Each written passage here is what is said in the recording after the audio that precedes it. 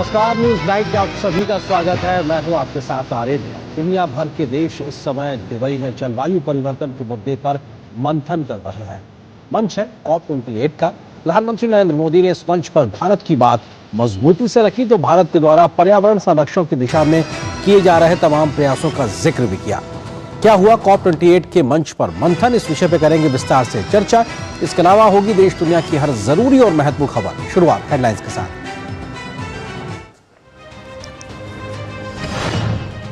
प्रधानमंत्री मोदी ने विश्व जलवायु कार्रवाई शिखर सम्मेलन में लिया हिस्सा।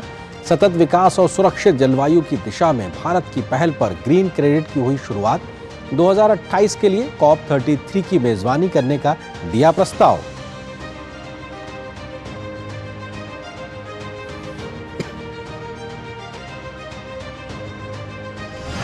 विकासशील देशों सहित ग्लोबल साउथ की आवाज एक बार फिर की बुलंद। ग्लोबल कार्बन बजट में विकासशील देशों को उचित शेयर देने पर जोर।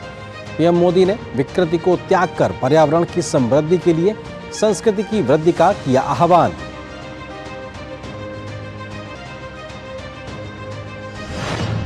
प्रधानमंत्री मोदी ने इजराइल के राष्ट्रपति से दुबई में इजराइल हमास संघर्ष पर की चर्चा। संवाद और कूटनीति से इजराइल फिलिस्तीन मुद्दे के शीघ्र ही टिकाऊ हल पर दिया जोर।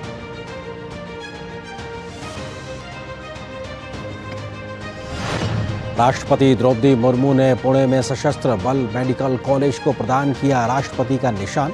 चिकित्सा के क्षेत्र में अनुसंधान और नई तकनीक के प्रयोग पर जोर देने का किया आह्वान।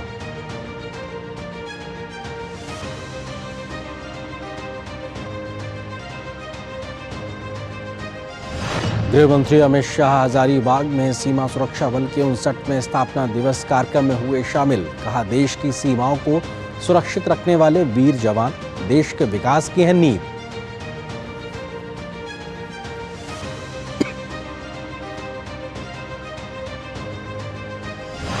उत्तरकाशी के सिलक्यारा सुरंग में फंसे श्रमवीर पहुंचे अपने अपने घर। परिजन हुए भावुक। लोगों ने श्रमवीरों का किया भव्य स्वागत, बांटी मिठाइयां।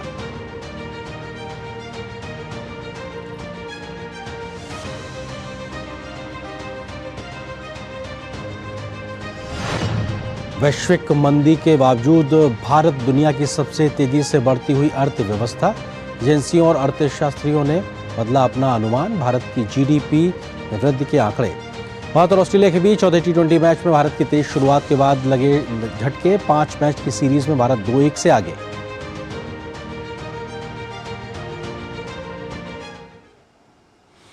तो आप देख रहे थे सुर्खियां। खबरों पर डालते हैं विस्तार से नजर। प्रधानमंत्री मोदी ने आज विश्व जलवायु कार्रवाई शिखर सम्मेलन में हिस्सा लिया। भारत विकास और सुरक्षित जलवायु की दिशा में भारत की पहल पर ग्रीन क्रेडिट की शुरुआत हुई है। भारत ने 2028 के लिए COP33 की मेजबानी करने का भी प्रस्ताव दिया है। प्रधानमंत्री नरेंद्र मोदी ने दुबई में COP28 शिखर सम्मेलन के सेरेमोनियल ओपनिंग सत्र के दौरान ग्रीन क्रेडिट पहल की शुरुआत की।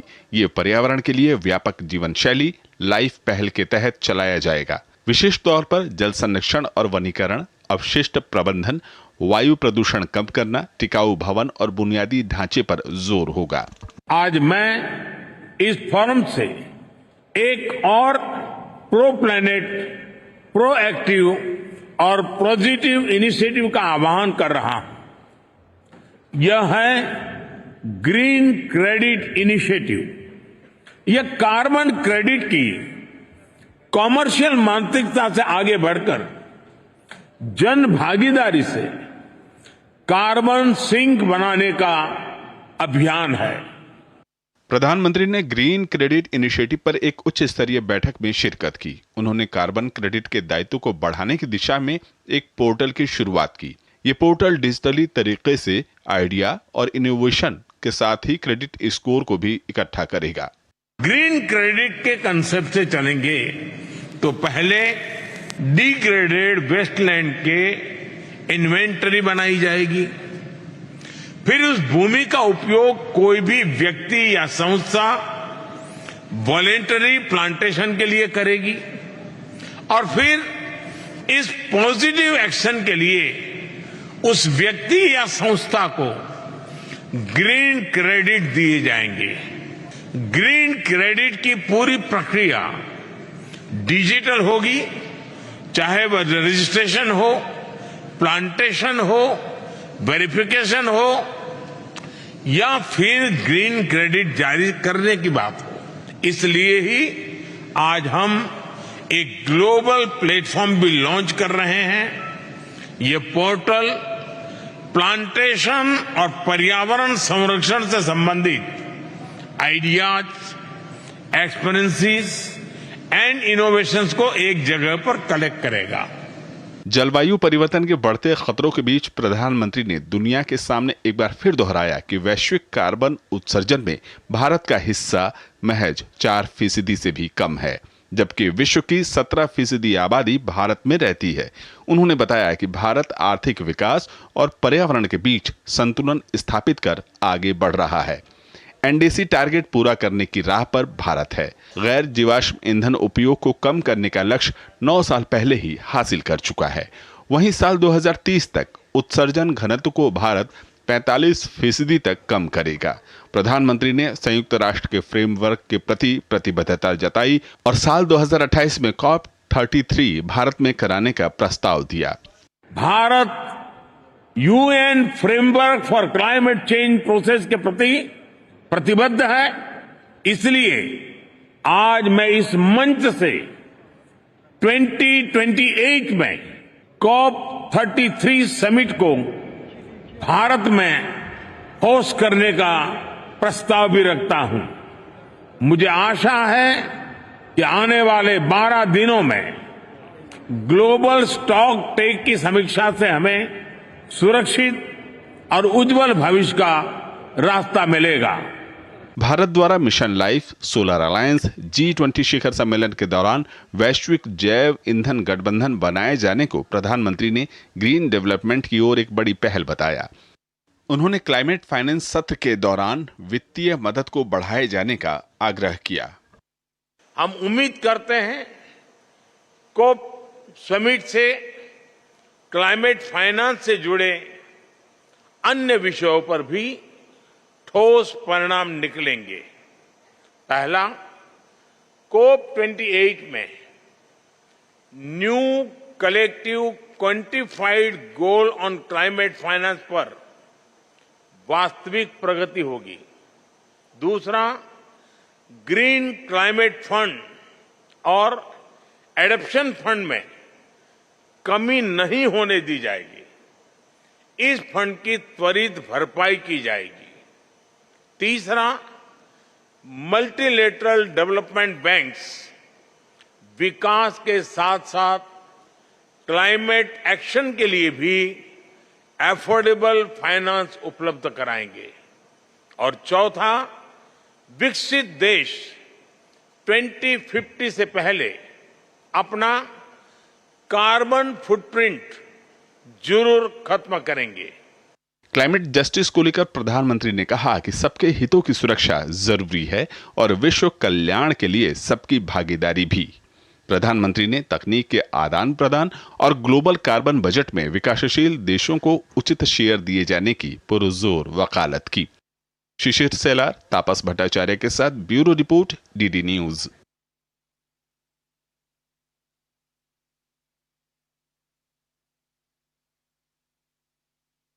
संबोधित किया। प्रधानमंत्री ने कहा कि यह पहल निम्न कार्बन प्रौद्योगिकी की दिशा में बहुत अहम साबित होगी।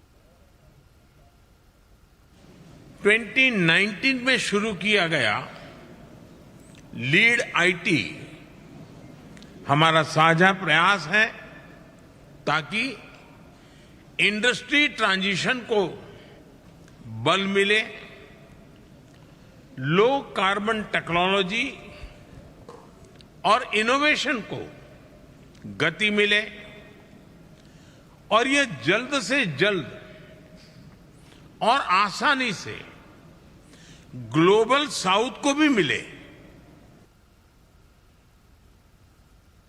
वहीं COP28 के उद्घाटन सत्र के दौरान संयुक्त अरब अमीरात के राष्ट्रपति मोहम्मद बिन जायद अल नाहयान ने $30 बिलियन के एक जलवायु कोष की घोषणा की है। उन्होंने कहा कि दुनिया को चुनौती से निपटने के लिए एक साथ आना होगा।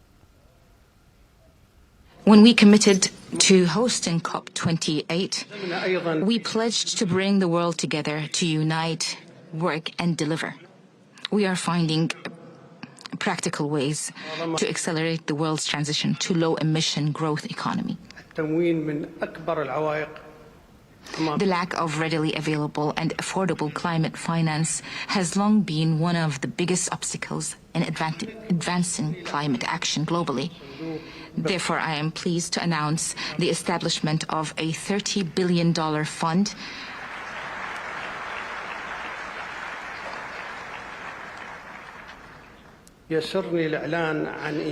Once again, I am pleased to announce the establishment of a $30 billion fund for global climate solutions.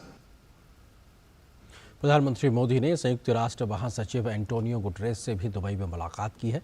COP28 सम्मेलन से इतर हुई इस मुलाकात में अहम मुद्दों पर विचार विमर्श किया गया। चर्चा के दौरान भारत की G20 अध्यक्षता में तय जलवायु लक्ष्यों की दिशा में हुई प्रगति की समीक्षा की गई। साथ ही जलवायु कार्रवाई से संबंधित ग्लोबल साउथ की प्राथमिकताएं और चिंताएं, जलवायु वित्त प्रौद्योगिकी और बहुपक्षीय संस्थाओं में सुधार पर भी चर्चा हुई, बातचीत हुई।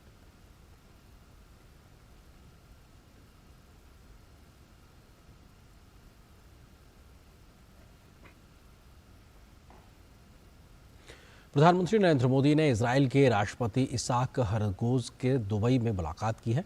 दोनों नेताओं ने इजराइल हमास संघर्ष पर चर्चा की। पीएम मोदी ने 7 अक्टूबर के आतंकी हमले में मारे गए लोगों के प्रति संवेदना व्यक्त की।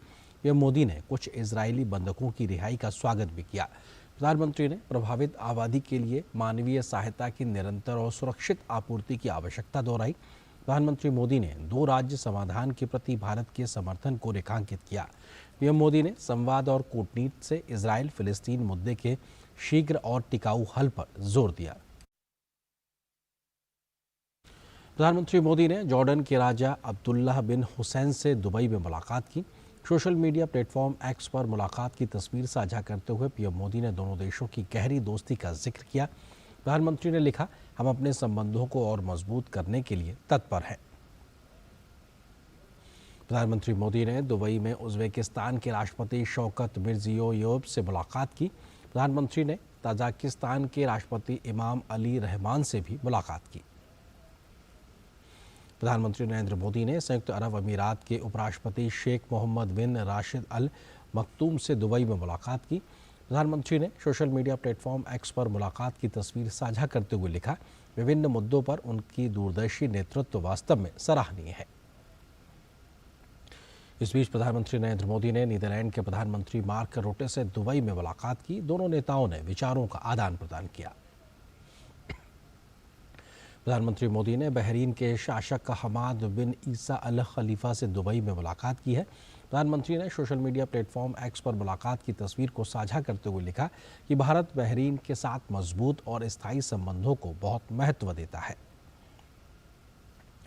प्रधानमंत्री मोदी ने श्रीलंका के राष्ट्रपति रानिल विक्रमसिंघे से भी दुबई में मुलाकात की है। दोनों नेताओं ने विचारों का आदान प्रदान किया। प्रधानमंत्री नरेंद्र मोदी ने ब्रिटेन के अपने समकक्ष ऋषि सुनक से दुबई में मुलाकात की। सोशल मीडिया प्लेटफॉर्म एक्स पर मुलाकात की तस्वीर साझा करते हुए पीएम मोदी ने लिखा कि भारत ब्रिटेन की मजबूत दोस्ती आने वाली पीढ़ियों के लिए बेहतर भविष्य बनाने में मदद करती है।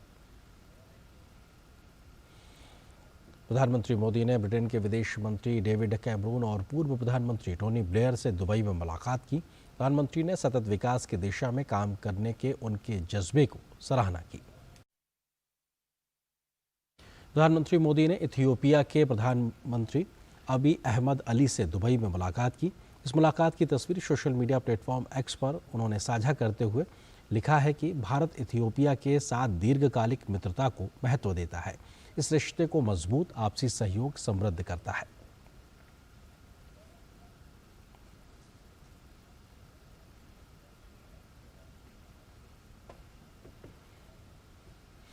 तो दुनिया के ऊपर एक जो संकट मंडरा रहा है जलवायु परिवर्तन को लेकर, कैसे COP28 एक बड़ा मंच साबित होगा समाधान के लिए जो मंथन हो रहा है, क्या कुछ खास है, इस पर हम चर्चा करेंगे। इसी से जुड़ा हुआ है हमारा विशेष भी कि किस प्रकार से COP28 अपने आप में क्लाइमेट जस्टिस पर भारत का जोर है और ये अपने आप में बेहद महत्वपूर्ण। COP28 क्लाइमेट जस्टिस पर भारत का जोर, प्रधानमंत्री मोदी ने इस बात को बहुत गंभीरता से रखा और इस विषय पे बात करने के लिए हमारे साथ में खास मेहमान भी जुड़ गए। उनका आपसे परिचय कराते हैं। मिस्टर दिलीप सिन्हा जी हैं, पूर्व वरिष्ठ राजनयिक।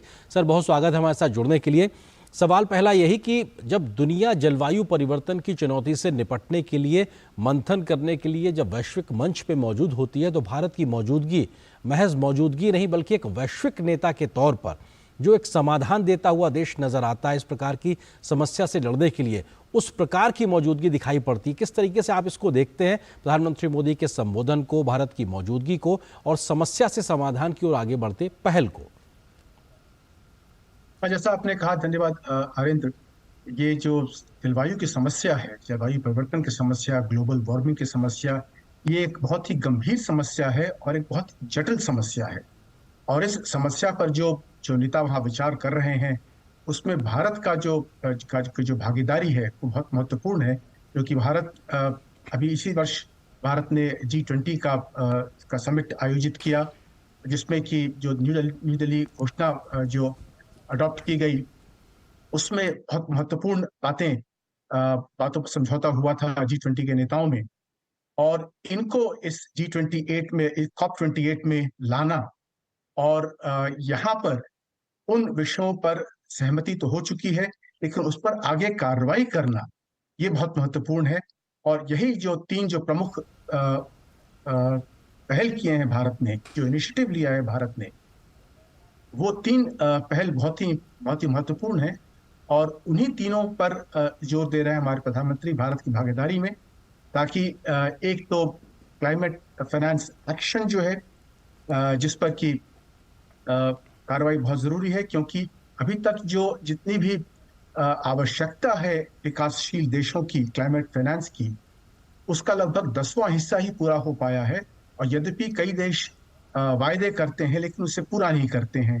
तो ये जो पहल है भारत की कि इस इनिशिएटिव को और मजबूत किया जाए और जो वायदे होते हैं उसका निरीक्षण पूरी तौर पर किया जाए, वो पहल बहुत महत्वपूर्ण है। इन सब दृष्टिकोणों से भारत की भागीदारी है वो बहुत ही महत्वपूर्ण है इस COP28 में। जी सर, हम आपके पास लौटते हैं। हमारे साथ दूसरी खास मेहमान भी जुड़ गई हैं। सुरुचि बड़वाल जी हैं, जो कि डायरेक्टर हैं programme on climate change and air quality, TERI से आप ताल्लुक़ रखती हैं। सुरुचि जी, बहुत स्वागत है हमारे साथ जुड़ने के लिए। मैम, किस तरह से आप देखती हैं, क्योंकि भारत की ओर से ग्रीन क्रेडिट की एक बड़ी पहल वैश्विक स्तर पर आज प्रधानमंत्री मोदी के माध्यम से की गई, आपको लगता है कि दुनिया के सामने जितनी बड़ी समस्या ग्लोबल वार्मिंग, क्लाइमेट चेंज की है, उतने ही बड़े समाधान अभी दिखते नहीं है, लेकिन भारत लगातार हर वर्ष हर वैश्विक मंच पर कुछ ना कुछ ऐसा समाधान देता नजर आता है इस बड़ी चुनौती से निपटने के लिए? जी हर देश के लिए जरूरी है एक्चुअली कोई प्रोग्राम स्कीम्स कि वो इंट्रोड्यूस करें, लॉन्च करें, क्योंकि जैसे कि आप देख रहे हैं कि साल भर साल जब हम इस विषय के बारे में बात करते हैं, उसकी गंभीरता बढ़ती जा रही है। इसीलिए हर देश से उम्मीद है कि वो जितना कर सकते हैं, चाहे हम उसको मिटिगेशन के कॉन्टेक्स्ट में बात करें, चाहे हम उसके क्लाइमेट के रिस्क्स के बारे में बात करें और उसके रिस्क्स के लिए रिस्पॉन्सेस जो हमें बेसिकली तैयार करने चाहिए उसके बारे में बात करें। आई थिंक हर कंट्री को बेसिकली अपना बेस्ट फुट फॉरवर्ड, अगर हम कहेंगे, या बेस्ट एफर्ट्स जो हैं वो दिखाने की जरूरत है, जिससे कि हम इस विषय को डील कर सकें।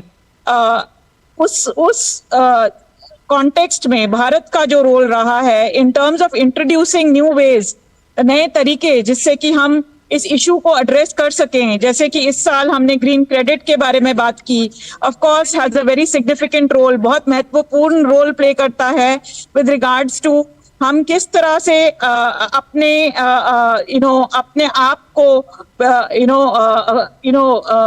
संतुलित कर सकें, जिससे कि हम ग्रीन क्रेडिट्स को मेजर कर सकें और बेसिस विच बेसिकली हम अपने कॉन्ट्रीब्यूशंस के बारे में बात कर सकें कि हम कितना कंट्रीब्यूट कर सक रहे हैं in terms of overall reductions and changes to the climate.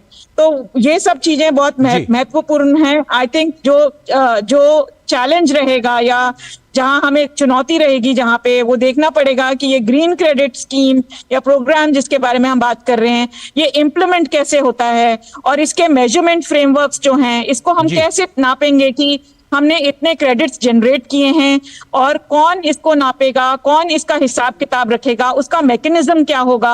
I think ये सब चीजें भी बहुत जरूरी हैं। बिल्कुल, हम उम्मीद करते हैं कि जब ये पहल की गई है तो इसका फ्रेमवर्क भी भारत एक तरीके से लेकर आएगा। एंबेसडर सिन्हा, आपको लगता है कि भारत लगातार ग्लोबल साउथ की एक मुखर आवाज रहा है, और अगर हम जलवायु परिवर्तन के लिहाज से देखें तो जो अविकसित या गरीब मुल्क हैं उन तक जो फाइनेंस पहुंचे, उन तक टेक्नोलॉजी ट्रांसफर हो सके, ये एक बहुत बड़ी वक्त की ज़रूरत है। भारत जिस प्रकार से G20 की अध्यक्षता में उनकी आवाज़ को रखता रहा है, इस वैश्विक मंच पर भी आज प्रधानमंत्री ने रखा, आपको लगता है कि ये भी एक प्रमुख कारण है, इस वजह से शायद भारत की बात को वैश्विक या दुनिया का एक बड़ा समर्थन मिलता दिखाई पड़ता है?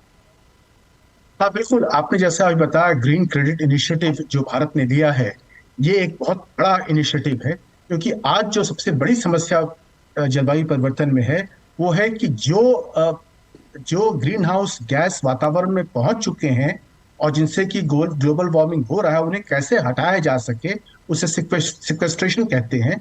जिसका मतलब है कि इस ग्रीन हाउस जो कार्बन डाइऑक्साइड है उसे निकाला जा सके वातावरण से।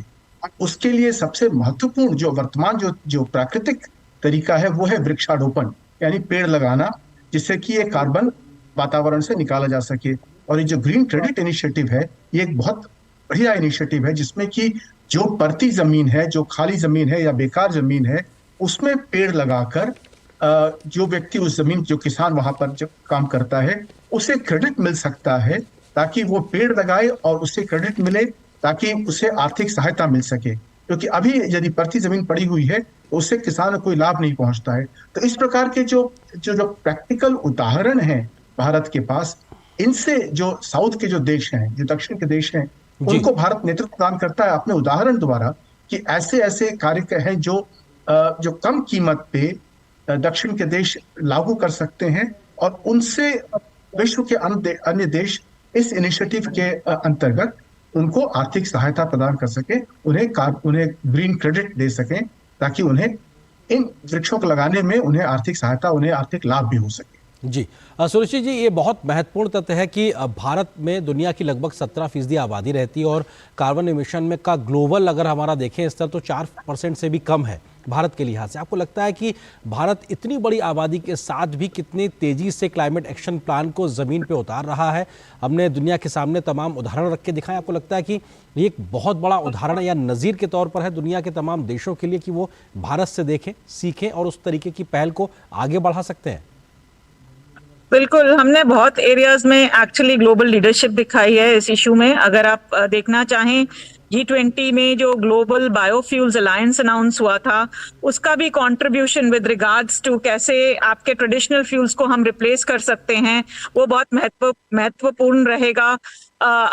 भारत ने दुनिया में इंटरनेशनल सोलर अलायंस और CDRI जैसे संस्थाओं की स्थापना करके बेसिकली एग्जाम्पल सेट किया है कि हम लीडरशिप रोल्स प्ले कर सकते हैं, जिसमें कि हम अकेले नहीं चलना चाहते हैं इस रास्ते पे, हम कलेक्टिव लीडरशिप पे बिलीव करते हैं। एंड अगर आप देखते हैं G20 में जो हमने एग्जाम्पल सेट किया दुनिया के लिए, बेसिकली ये है कि जब हम इन लार्ज अनाउंसमेंट्स को करते हैं और हम उम्मीद रखते हैं कि हम अकेले नहीं चल रहे हैं उन रास्तों में, पर बाकी सारे देश भी हमारे साथ उन रास्तों पे चलें और उनको बेसिकली इम्प्लीमेंट करें। तो हम कलेक्टिव लीडरशिप पे बिलीव करते हैं, और उससे जो ट्रस्ट का एनवायरनमेंट है कंट्रीब्यूशन के लिए, और जो सहमति का जो एनवायरनमेंट है, जो डिफरेंट कंट्रीज का जो बनता है, वो काफी स्ट्रांग हो जाता है। तो भारत का काफी महत्वपूर्ण रोल रहा है। बट ऑफ कोर्स मैं ये भी कहूंगी कि हमें भी इम्प्लीमेंटेशन जो है भारत को भी देखना पड़ेगा। जो ये सब अनाउंसमेंट्स हमने की हैं, जो सब एरियाज हमने अनाउंस किए हैं, इसकी इम्प्लीमेंटेशन हम भी इसको कैसे बेसिकली कर रहे हैं देश के अंदर, जिससे कि हम हमारा कंट्रीब्यूशन और बेसिकली विजिबल हो सके और स्ट्रांग होके उभरे। जी मिस्टर सिन्हा, क्योंकि बहुत लंबे समय से क्लाइमेट फंड को लेकर बात होती थी, या फिर किस प्रकार से फाइनेंसेस उपलब्ध कराए जाएं, टेक्नोलॉजी ट्रांसफ़र की बात होती थी, लेकिन COP28 में एक बड़ी सहमति क्लाइमेट डैमेज फंड को लेकर बनी है।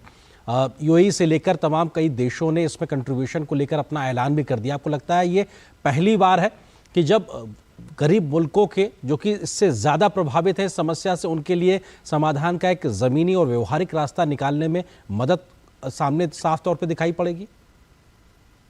जी, आशा तो यही है। ये जो डैमेज फंड है, लॉस एंड डैमेज फंड, ये बहुत वर्षों की लड़ाई के बाद पिछले वर्ष जो समिट हुआ था उसमें अडॉप्ट किया गया था, लेकिन एक वर्ष में इसमें कोई भी पैसा नहीं आया था। इस वर्ष यूएई ने $100 मिलियन का ग्रांट अनाउंस किया है, और उसके साथ साथ जर्मनी ने किया और फिर अन्य देशों ने किया। अमेरिका ने $17 मिलियन किया, जिसकी बड़ी आलोचना हुई कि ये बहुत कम है।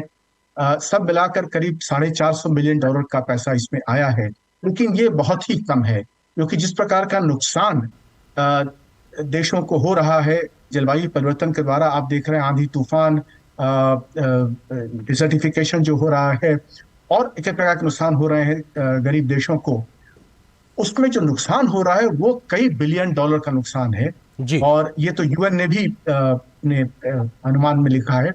तो ये जो 450 मिलियन जो इकट्ठा हुआ है अभी, वो ऊंट के मुंह में जीरा के बराबर है, लेकिन फिर भी कुछ शुरुआत तो हुई, चलिए इतना तो आगे बढ़ा। कम से कम ये जो प्रिंसिपल है वो एक्सेप्ट हो गया है, और अब आगे शायद कुछ उम्मीद की जा सकती है और उस पर प्रयास जारी रखना होगा। बिल्कुल, ये आपने बहुत महत्वपूर्ण बात की, लेकिन ये कम जरूर है, लेकिन एक बड़ी शुरुआत तो कम से कम हुई है, और इस तरीके से ही शायद विकसित देशों पर दबाव बनेगा और बेहतरी से आगे आए और इसमें फंड में कंट्रीब्यूट करते नजर आए। फिलहाल वक्त इतनी है अनुमति दे रहा। आप दोनों मेहमानों का बहुत बहुत शुक्रिया, मिस्टर सिन्हा और सुरुचि जी, आपका आप दोनों का जुड़ने के लिए बहुत बहुत शुक्रिया। और कुछ और महत्वपूर्ण खबरों से आपको रूबरू कराते हैं। उज़्बेकिस्तान के राष्ट्रपति शौकत मिर्जियोव के साथ प्रधानमंत्री नरेंद्र मोदी ने दुबई में मुलाकात की है। COP28 से इतर ये द्विपक्षीय मुलाकात हुई है और दोनों ही देशों के नेताओं ने आपसी तमाम मसलों पर विस्तार से बातचीत की है। उज़्बेकिस्तान के राष्ट्रपति के साथ प्रधानमंत्री नरेंद्र मोदी की ये मुलाकात, इस मुलाकात में दोनों देशों ने आपसी संबंधों को लेकर तमाम विषयों पर दोनों नेताओं ने बातचीत की।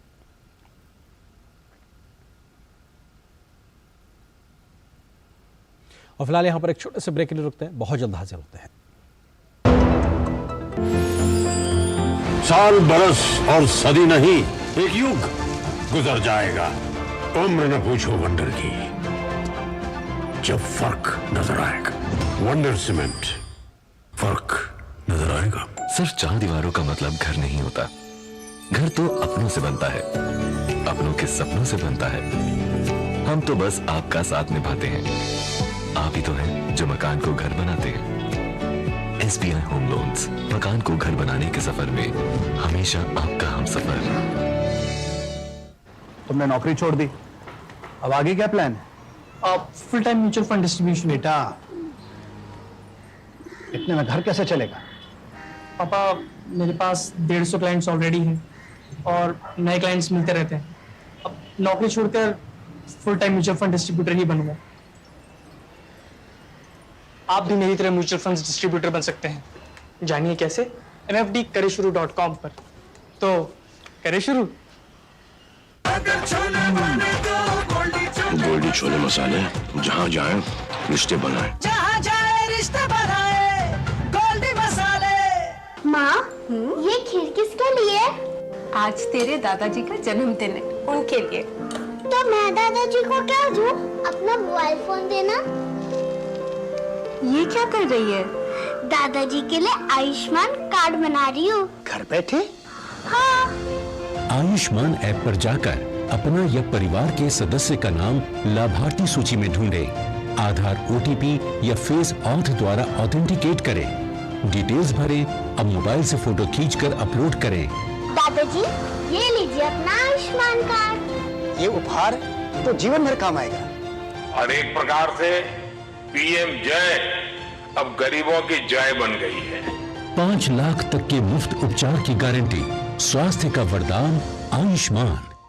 अब क्या देख रहे हो पापा? तुम कहते हो ना कि स्टॉक मार्केट में बहुत सोच समझकर इन्वेस्ट करना चाहिए, बस थोड़ा सा ज्ञान ले रहा हूँ। किससे? हर एक स्टॉक्स एक्सपर्ट है, मस्त एजुकेशनल वीडियोस बनाता है और अच्छी इन्वेस्टमेंट की टिप्स भी देता है। पापा, इन वीडियोस पे ना जाएं, अपना रिसर्च खुद करें या सेबी रजिस्टर्ड इन्वेस्टमेंट एडवाइजर से संपर्क करें। एजुकेशन के नाम पर कुछ इन्फ्लुएंसर्स अक्सर इन्वेस्टर को मिसगाइड करते हैं, नुकसान आपका होगा। सोच कर, समझ कर, इन्वेस्ट कर। It's another six. रिचार्ज जल्दी रिचार्ज करा। ये क्या किया? मैच तो गया। पेमेंट कैसे करेंगे? टोकनाइज कार्ड से। टोकन? हाँ, ऑनलाइन पेमेंट के लिए आरबीआई लाए हैं टोकनाइजेशन। एक बार कार्ड डिटेल्स, ओटीपी, सीवीवी डालकर टोकन जनरेट कीजिए। कार्ड भी सुरक्षित और बार बार डिटेल्स भरने की नो झंझट। वही सुविधा अधिक सुरक्षित। ऑलराउंडर वो की मैं। आरबीआई कहता है कि जानकार बनिए, सतर्क रहिए।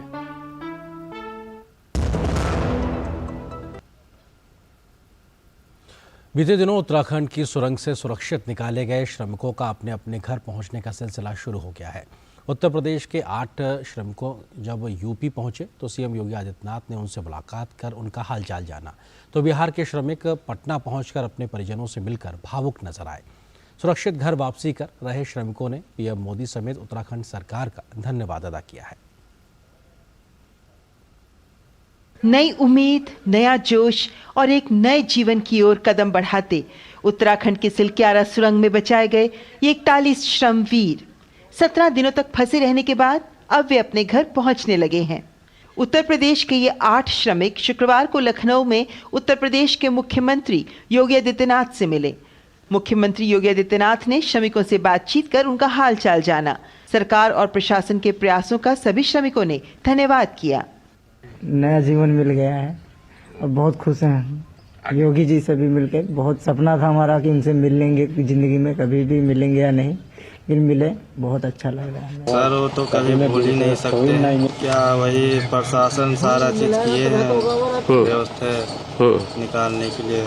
वहीं बिहार के 5 श्रमिकों के पटना पहुंचने पर हवाई अड्डे पर श्रमिकों का स्वागत किया गया। अपने परिजनों को देख श्रमिकों की आंखें भर आईं। वहीं परिजन भी अपने परिवार के सदस्यों को देखकर काफी खुश नजर आए। श्रमिकों ने सुरक्षित वापसी के लिए स्थानीय प्रशासन और केंद्र सरकार के साथ उत्तराखंड सरकार का आभार जताया। सबसे बड़ी बात है कि कंपनी, उत्तराखंड सरकार, सेंट्रल गवर्नमेंट ने बहुत हेल्प किया और जो 41 मेंबर्स थे किसी को एक खरोच तक नहीं आया था। आप लोगों को मालूम है, एम्स का भी रिपोर्ट कल शाम में आया, किसी को कुछ नहीं हुआ है। खासकर मैं उत्तराखंड के मुख्यमंत्री पुष्कर सिंह धामी का बहुत बहुत आभार प्रकट करता हूं कि उन्होंने हर समय हमारी सुध ली और खासकर मेरी बात आप लोगों ने देखी होगी मीडिया के माध्यम से कि प्रधानमंत्री जी से मेरी बात हुई और हमने जो आप बीती बताई। बाकी वहाँ के लोग उत्तराखंड की दिवाली जब हम लोग निकले तब हम लोगों ने देखी कि उत्तराखंड की दिवाली है। बाकी हमारे वैसे उत्तराखंड की दिवाली नहीं मनी थी। हिमाचल प्रदेश के श्रमिक विशाल कुमार का अपने पैतृक स्थान हिमाचल प्रदेश के मंडी पहुंचने पर भव्य स्वागत किया गया। सिलक्यारा सुरंग से बचाए गए ओडिशा के सभी श्रमिक ओडिशा के मंत्री शारदा प्रसाद नायक के साथ भुवनेश्वर पहुंचे, जहां उनका स्वागत किया गया। 12 नवंबर से सिलक्यारा सुरंग में फंसे 41 श्रमिकों को 28 नवंबर को सुरक्षित बाहर निकाला गया था। Bureau report, DD news. राष्ट्रपति द्रौपदी मुर्मू 29 नवंबर से लेकर आने वाली 2 दिसंबर तक महाराष्ट्र के दौरे पर हैं। आज उन्होंने पुणे में सशस्त्र बल मेडिकल कॉलेज को प्रेसिडेंट्स कलर प्रदान किया तो परेड की सलामी भी ली। राष्ट्रपति द्रौपदी मुर्मू ने नागपुर के सरकारी मेडिकल कॉलेज के प्लेटिनम जुबली समारोह का उद्घाटन भी किया। महाराष्ट्र दौरे पर राष्ट्रपति द्रौपदी मुर्मू ने पुणे के सशस्त्र बल मेडिकल कॉलेज को प्रेसिडेंट्स कलर प्रदान किया। इससे पहले राष्ट्रपति द्रौपदी मुर्मू ने परेड की सलामी भी ली। राष्ट्रपति ने वर्चुअल माध्यम से कंप्यूटेशनल मेडिसिन के लिए सशस्त्र बल केंद्र प्रजना का भी उद्घाटन किया। इस अवसर पर राष्ट्रपति ने एक विशेष आवरण, टिकट और एक स्मारक सिक्का भी जारी किया। राष्ट्रपति ने कहा कि संस्थान की कई महिला विद्यार्थियों ने सेना के चिकित्सा क्षेत्र में महत्वपूर्ण योगदान दिया है। मुझे ये जानकर प्रसन्नता हुई है कि एएफएमसी से शिक्षा प्राप्त करने वाली बहुत सी महिलाओं ने सेना चिकित्सा के क्षेत्रों में महत्वपूर्ण योगदान दिया है और सेना के विभिन्न अंगों में उच्च पद को सुशोभित किया है।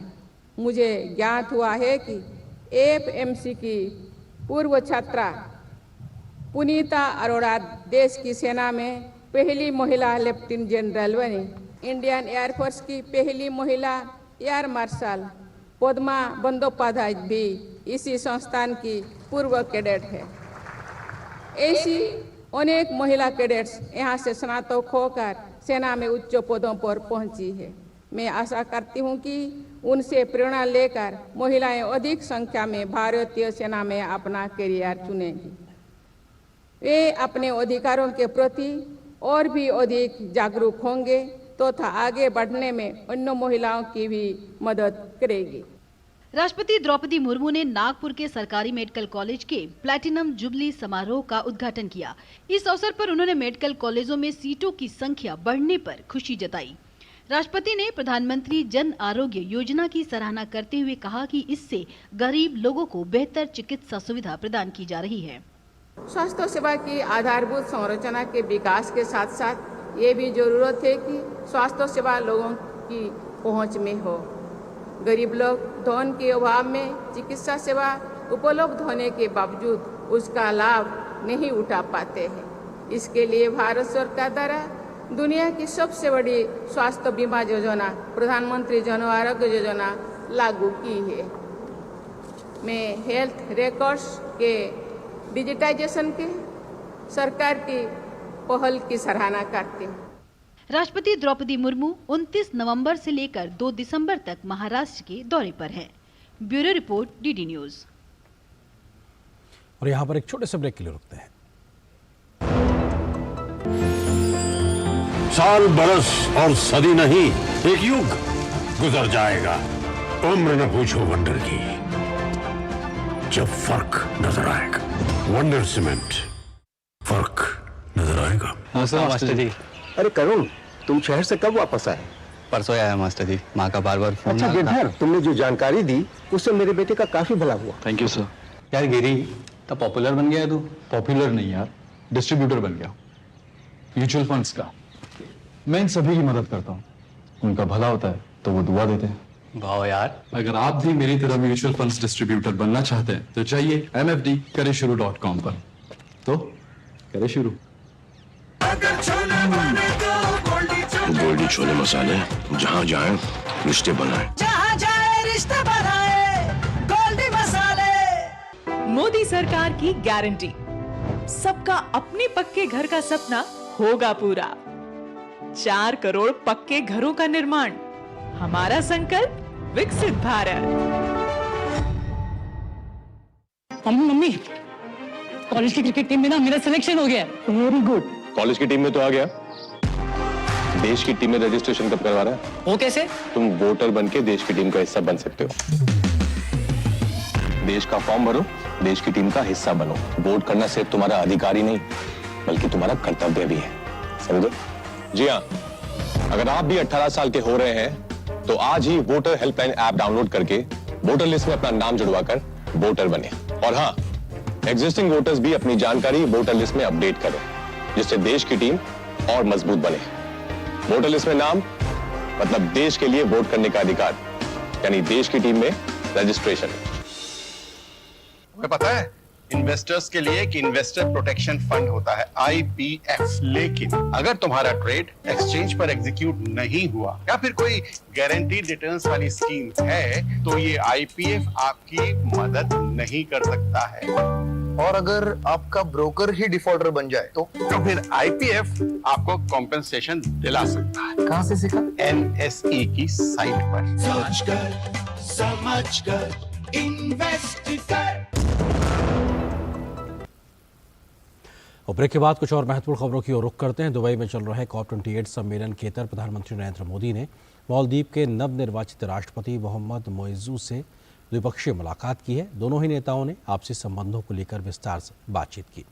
मालदीव में पिछले कुछ दिनों पहले ही वहां पर नए राष्ट्रपति मोहम्मद मोइज़ू ने अपनी जिम्मेदारी को संभाला। उसके बाद प्रधानमंत्री मोदी की उनसे ये पहली मुलाकात है। और दुबई में इस वक्त COP28 का सम्मेलन चल रहा है। उस मीटिंग से इतर ये दोनों ही नेताओं की आपसी मुलाकात, द्विपक्षीय मसलों पर बातचीत।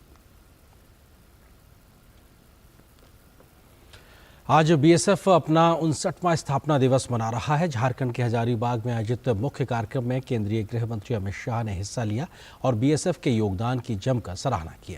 अमित शाह ने ड्यूटी के दौरान प्राणों का बलिदान देने वाले BSF कर्मियों को श्रद्धांजलि दी तो परेड की सलामी भी ली। मंत्री अमित शाह ने कहा कि देश की सीमाओं को सुरक्षित रखने वाले वीर जवान देश के विकास की नींव हैं। अमित शाह ने 59वें बीएसएफ स्थापना दिवस के अवसर पर झारखंड के हजारीबाग में आयोजित कार्यक्रम में हिस्सा लिया। अमित शाह ने ड्यूटी के दौरान प्राणों का बलिदान देने वाले बीएसएफ कर्मियों को श्रद्धांजलि दी। अमित शाह ने इस दौरान परेड की सलामी भी ली। गृह मंत्री अमित शाह ने कहा कि बीएसएफ के जवान अपने सभी त्योहार सीमावर्ती एवं दुर्गम स्थानों में मनाते हैं। बीएसएफ जवानों का ये बलिदान देश को सुरक्षित रखता है।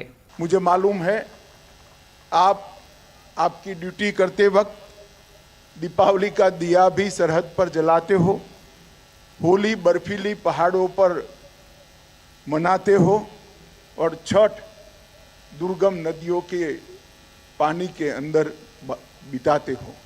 मगर आपका ये बलिदान इस देश को सुरक्षित करता है और मैं आज आपको बताना चाहता हूं, जिस देश की सीमाएं सुरक्षित नहीं होती वो देश कभी विकसित नहीं हो सकता, वो देश कभी समृद्ध नहीं हो सकता। गृह मंत्री अमित शाह ने कहा कि सीमा के क्षेत्रों में अच्छी कनेक्टिविटी के साथ साथ पीपल टू पीपल कनेक्ट पर भी ध्यान दिया गया है। सीमा के क्षेत्रों में अच्छी कनेक्टिविटी, रेल, रोड, वाटरवे और इसके साथ साथ दूरसंचार की कनेक्टिविटी भी सुधारी गई है। भू सीमा ट्रेड को भी बढ़ावा दिया गया है और पीपल टू पीपल कनेक्ट को भी बढ़ाया गया है। केंद्रीय गृह मंत्री अमित शाह ने कहा कि प्रधानमंत्री मोदी जी ने सीमा सुरक्षा को हमेशा सर्वोच्च प्राथमिकता दी है और मोदी जी के नेतृत्व में पिछले 10 सालों में सीमाओं की सुरक्षा को चाक चौबंद करने की दिशा में अनेक कदम उठाए गए हैं। उन्होंने कहा कि मोदी सरकार ने सुरक्षा, विकास और लोकतांत्रिक प्रक्रिया तीनों को तवज्जो दी है। उन्होंने कहा कि मोदी सरकार ने सीमावर्ती क्षेत्रों में हजारों करोड़ रुपए के बजट के साथ मजबूत इंफ्रास्ट्रक्चर बनाने की शुरुआत की। अमित शाह ने कहा कि सीमावर्ती क्षेत्रों में अच्छी रेल, रोड, वाटरवे कनेक्टिविटी और दूरसंचार सुविधाएं भी बढ़ाई गई हैं। हजारीबाग, झारखंड से दिवाकर कुमार की report, DD news.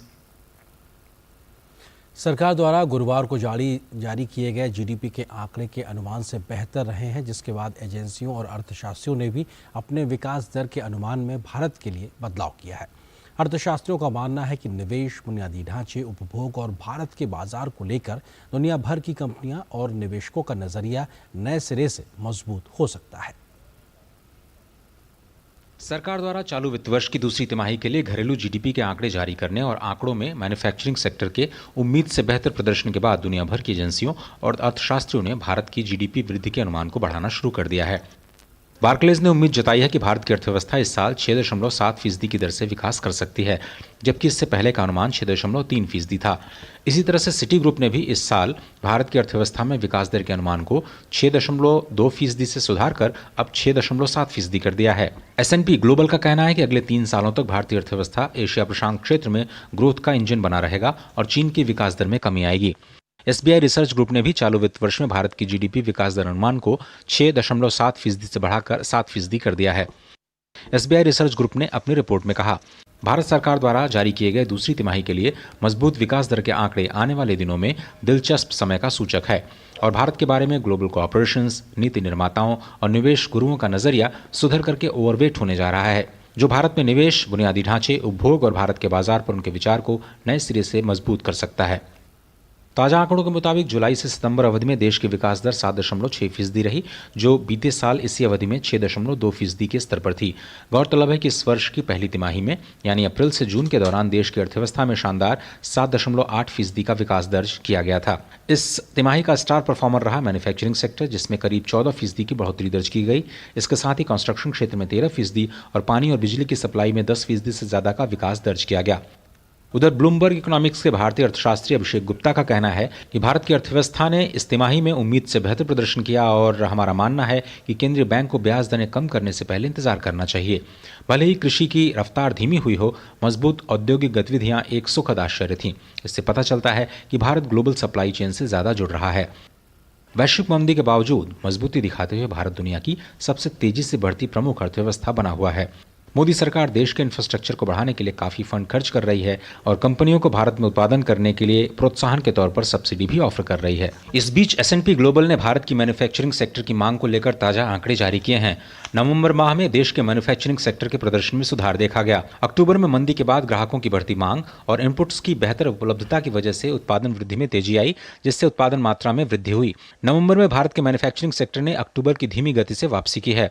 S&P global manufacturing PMI 55.5 से बढ़कर के अब 56 पर चला गया। PMI का स्तर 50 से ज्यादा है तो इसका मतलब हुआ मैन्युफैक्चरिंग की मांग में तेजी आई और 50 के नीचे का आंकड़ा मांग में गिरावट का संकेत है। Ajay Mishra, DD news, Delhi. वहीं कोरोना महामारी के प्रभाव से बाहर निकल रहे देश का औद्योगिक क्षेत्र तेज रफ्तार पकड़ने लगा है। इसका अंदाजा इस बात से लगाया जा सकता है कि अक्टूबर महीने के दौरान देश के औद्योगिक उत्पादन में जबरदस्त ग्रोथ दर्ज की गई है। वाणिज्य मंत्रालय के द्वारा जारी आधिकारिक आंकड़ों के मुताबिक अक्टूबर महीने में 8 कोर सेक्टर का ग्रोथ रेट 12.1% रहा, जबकि एक महीने पहले ये सितंबर में इन 8 कोर सेक्टर का ग्रोथ रेट 9.2% रहा था। साल भर पहले की बात करें तो अक्टूबर 2022 में 8 प्रमुख क्षेत्रों की वृद्धि दर महज 0.7% रही थी। जिन 8 प्रमुख सेक्टर में ग्रोथ दर्ज की गई है उसमें कोयला, कच्चा तेल, प्राकृतिक गैस, रिफाइनरी उत्पाद, उर्वरक, इस्पात, सीमेंट और बिजली शामिल है। इन सेक्टर्स का औद्योगिक उत्पादन सूचकांक IIP में 40.27% का योगदान है। आंकड़ों के मुताबिक चालू वित्त वर्ष में अप्रैल से अक्टूबर के दौरान 8 बुनियादी उद्योगों की उत्पादन वृद्धि 8.6% रही, जो पिछले साल समान अवधि में 8.4% थी। इस दौरान कोयला उत्पादन में 18.4%, तो इस्पात उत्पादन में 11% की वृद्धि हुई है, जबकि अक्टूबर 2022 में यह वृद्धि 3.8% और 5.8% देखी गई थी। सीमेंट उत्पादन की अगर बात करें तो अक्टूबर महीने में 17.1% की वृद्धि दर्ज की गई, जबकि एक साल पहले इसी महीने में इसमें 4.2% की गिरावट दर्ज की गई थी। बिजली उत्पादन में 20.3% की बढ़ोतरी हुई है, जबकि पिछले साल इसी महीने इसमें 1.2% की गिरावट आई थी। इस साल अक्टूबर में कच्चे तेल का उत्पादन 1.3% और प्राकृतिक गैस का उत्पादन 9.9% बढ़ा, जबकि अक्टूबर 2022 में इसमें 2.2% और 4.2% की गिरावट दर्ज की गई। इस साल अक्टूबर में रिफाइनरी उत्पादों का उत्पादन 4.2% रहा, जबकि अक्टूबर 2022 में इसमें 3.1% की गिरावट दर्ज की गई थी। हालांकि इस साल अक्टूबर में उर्वरक उत्पादन में 5.3% की बढ़ोतरी रही, जबकि अक्टूबर 2022 में यह 5.4% रही थी। सरकार के लिए नवंबर 2023 का महीना शानदार साबित हुआ है। GST कलेक्शन के मामले में खुशखबरी सामने आई है। दरअसल वित्त मंत्रालय के द्वारा शुक्रवार को जारी आंकड़ों के मुताबिक नवंबर 2023 में GST कलेक्शन में बीते साल के समान महीने के मुकाबले 15% के उछाल के साथ 1.67 लाख करोड़ रुपए से अधिक रहा है। पिछले साल इसी अवधि में GST कलेक्शन 1.45 लाख करोड़ रुपए था। साल दर साल GST कलेक्शन में 15% की बढ़ोतरी देखी गई है। यह लगातार छठा महीना है जब मासिक GST कलेक्शन 1.60 लाख करोड़ रुपए से ऊपर रहा है। इस बार केंद्रीय GST 30,420 करोड़ रुपए, राज्य GST 38,226 करोड़ रुपए, एकीकृत GST 87,009 करोड़ रुपए और सेस 12,274 करोड़ रुपए रहा है। और यहाँ पर एक छोटे से ब्रेक के लिए रुकते हैं। साल, बरस और सदी नहीं, एक युग गुजर जाएगा। उम्र न पूछो वंडर की, जब फर्क नजर आएगा। वंडर सीमेंट, फर्क नजर आएगा। कांग्रेट्स यार। राज, तू क्या करेगी? I have cleared my exams. मैं म्यूचुअल फंड डिस्ट्रीब्यूटर बनूंगी। म्यूचुअल फंड डिस्ट्रीब्यूटर, स्कोप क्या है इसमें? MFD में स्कोप अनलिमिटेड है। शुरुआत के सालों में मैं जितनी मेहनत करूंगी, जितने कस्टमर्स बनाऊंगी, उतना ही फ्यूचर में मेरा भला होगा। आप भी मेरी तरह म्यूचुअल फंड डिस्ट्रीब्यूटर बन सकते हैं। जानिए कैसे? mfdkarensharu.com पर। तो करें शुरू। गोल्डी छोले मसाले, जहाँ जाए रिश्ते बनाए, जहाँ जाए रिश्ते बनाए, गोल्डी मसाले। सिर्फ 4 दीवारों का मतलब घर नहीं होता। घर तो अपनों से बनता है, अपनों के सपनों से बनता है। हम तो बस आपका साथ निभाते हैं। आप ही तो हैं जो मकान को घर बनाते हैं। SBI होम लोन्स, मकान को घर बनाने के सफर में हमेशा आपका हमसफर। अब क्या देख रहे हो पापा? तुम कहते हो ना कि स्टॉक मार्केट में बहुत सोच समझकर इन्वेस्ट करना चाहिए, बस थोड़ा सा ज्ञान ले रहा हूँ। किससे? हर एक स्टॉक्स एक्सपर्ट है, मस्त एजुकेशनल वीडियोस बनाता है और अच्छी इन्वेस्टमेंट की टिप्स भी देता है। पापा इन वीडियोस पे ना जाएं, अपना रिसर्च खुद करें या सेबी रजिस्टर्ड इन्वेस्टमेंट एडवाइजर से संपर्क करें। एजुकेशन के नाम पर कुछ इन्फ्लुएंसर्स अक्सर इन्वेस्टर को मिसगाइड करते हैं, नुकसान आपका होगा। सोच कर समझ कर इन्वेस्ट कर। इजराइल और हमास के बीच अस्थायी संघर्ष विराम समझौता खत्म होने के साथ ही गाजा में संघर्ष फिर से शुरू हो गया है। इजराइल ने हमास पर संघर्ष विराम के उल्लंघन का आरोप लगाते हुए कहा कि हमास ने इजराइल के कई शहरों पर रॉकेट दागे हैं। वहीं हमास ने इजराइल के आरोपों को खारिज कर दिया है। इस बीच अमेरिका ने इजराइल से कहा है कि सैन्य अभियान शुरू करने से पहले गाजा के लोगों की सुरक्षा सुनिश्चित करें। 7 अक्टूबर से इजराइल और हमास के बीच संघर्ष जारी है। पिछले 7 दिनों के अस्थायी संघर्ष विराम के बाद एक बार फिर गजा में गोलीबारी की आवाजें गूंज रही हैं। आखिरकार हमास और इजराइल के बीच अस्थायी संघर्ष विराम समझौता खत्म हो गया है। इस बीच इजराइल ने हमास पर संघर्ष विराम के उल्लंघन का आरोप लगाते हुए कहा कि आतंकी संगठन ने गजा में रॉकेट दागा, जिसे मार गिराया गया। इजराइल पर हमले के जवाब में IDF ने गजा में अपनी सैन्य कार्रवाई शुरू कर दी है। इजरायली सेना हवाई हमलों के साथ साथ छोटे हथियारों से भी हमले कर रही है और उसने हमास के कई आतंकियों को मार गिराने का दावा किया है। इजरायली सेना ने इसके अलावा गजा में बंधक बनाए गए सभी महिला और बच्चों को रिहा करने में विफल रहने के कारण संघर्ष विराम की शर्तों का उल्लंघन करने के लिए भी हमास को दोषी ठहराया। 7-day hostage release pause, having failed to provide a list of... आज सुबह बंधकों की रिहाई पर 7 दिन की रोक के बाद गाजा पट्टी से हमास की आतंकी सेना ने सहमत ढांचे की शर्तों का उल्लंघन किया और इजरायली समुदाय पर रॉकेट से हमला किया।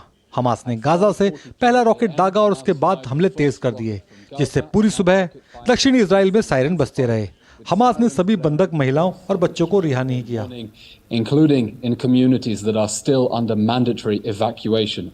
उधर आतंकी संगठन हमास ने दक्षिणी इजराइल के अश्कलोन, सडेरॉट और बेशेरबा शहरों पर रॉकेट हमलों का दावा किया है। हमास ने इजराइल द्वारा लगाए गए संघर्ष विराम के उल्लंघन के आरोपों को सिरे से नकार दिया। उधर अमेरिकी विदेश मंत्री एंटनी ब्लिंकन ने बताया कि उन्होंने प्रधानमंत्री बेंजामिन नेतन्याहू को स्पष्ट कर दिया है कि इजराइल को दक्षिणी गजा में अपना सैन्य अभियान शुरू करने से पहले नागरिकों के लिए सुरक्षा व्यवस्था करनी होगी। साथ ही उन्होंने कहा कि ये जरूरी है कि इजराइल अंतर्राष्ट्रीय मानवीय कानून और युद्ध से जुड़े नियमों के अनुसार कार्रवाई करे। One of the most sophisticated militaries in the world. प्रधानमंत्री बेंजामिन नेतन्याहू और वरिष्ठ इजरायली अधिकारियों को मैंने स्पष्ट कर दिया है कि इससे पहले कि इजराइल बड़े सैन्य अभियान शुरू करे, उसे मानवीय नागरिक सुरक्षा योजनाएं बनानी होंगी, जिससे निर्दोष लोगों को बचाया जा सके। वहीं संयुक्त राष्ट्र ने गजा में फिर से संघर्ष शुरू होने पर चिंता जताई है। संयुक्त राष्ट्र ने दोनों पक्षों से स्थायी संघर्ष विराम सुनिश्चित करने का आग्रह किया है। UN महासचिव ने गाजा में सैन्य अभियान फिर से शुरू होने पर अफसोस जताया है। साथ ही उन्होंने उम्मीद जताई है कि संघर्ष विराम फिर से बहाल होगा। संघर्ष की वापसी से पता चलता है कि सच्चा मानवीय युद्ध विराम होना कितना महत्वपूर्ण है। बता दें कि सप्ताह भर के संघर्ष विराम के दौरान हमास ने 100 से अधिक बंधकों को रिहा किया, जिनमें से अधिकांश इजरायली थे। हालांकि इसके बदले में 240 फिलिस्तीनियों को इजराइल की जेलों से छोड़ना पड़ा था। इस खबर के साथ फिलहाल न्यूज नाइट के सफर में बस इतना, लेकिन जाते जाते आपको छोड़ जाते हैं देश की कुछ और राष्ट्रीय महत्व की खबरों को और फटाफट अंदाज में। आप देखिए इन खबरों को, मुझे दीजिए अनुमति। नमस्कार।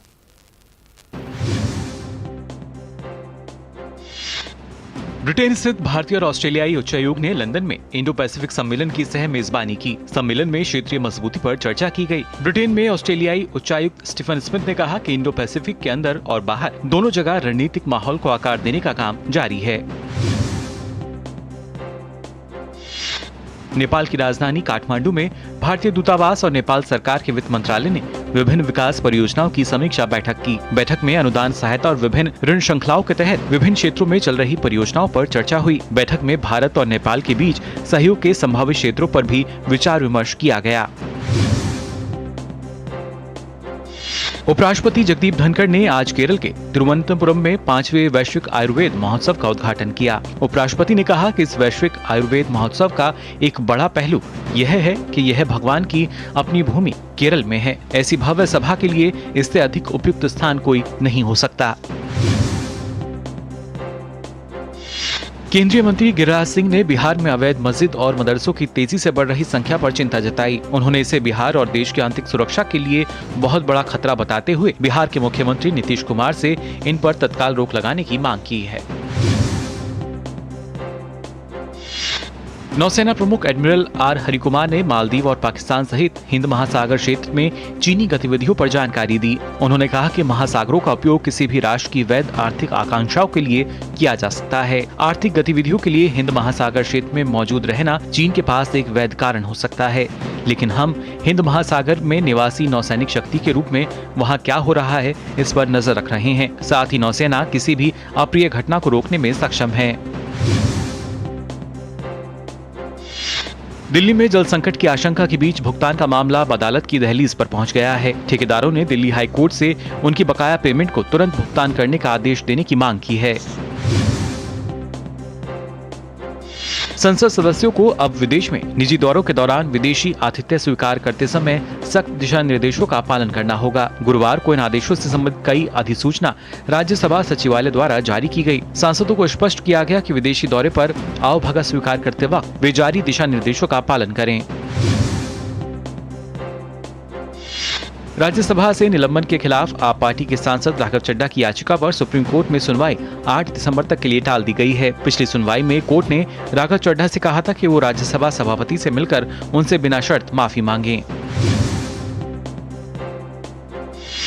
यूनिफॉर्म सिविल कोड लागू करने को लेकर दायर याचिकाओं पर दिल्ली हाईकोर्ट ने सुनवाई से इनकार कर दिया है। दिल्ली हाईकोर्ट ने कहा कि इस बारे में फैसला लेना विधायिका का काम है।